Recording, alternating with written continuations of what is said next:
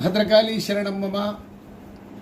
కాకతీయుల రాజధాని ఏకశిలా నగరంగా చరిత్ర ప్రసిద్ధిగాంచిన వరంగల్ మహానగరంలో స్వయం వ్యక్తమై దర్శింపవచ్చిన భక్తుల పాలిట కోరిన కోర్కెలకు కొంగు బంగారముకుచు ఈ లోకాన్ని తన కరుణారస వీక్షణంతో అనుగ్రహిస్తున్న భద్రకాళి అమ్మవారి సన్నిధానంలో వసంత నవరాత్ర మహోత్సవాలు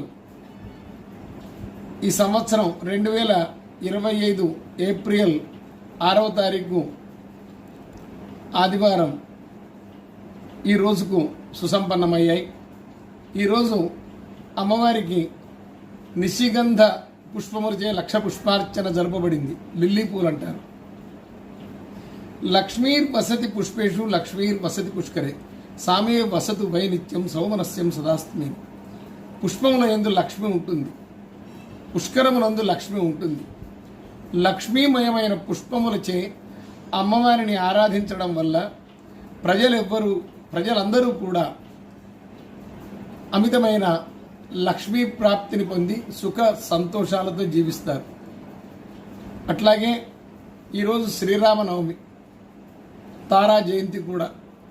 అమ్మవారికి తారాపరంగా అర్చనలు జరపబడ్డాయి దశమహావిద్యల్లో తారా క్రమాన్ని అనుసరించి.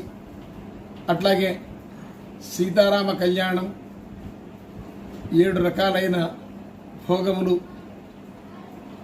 స్వామివారికి అమ్మవారికి నివేదించి భక్తులకు వితరణ జరపడం జరిగింది.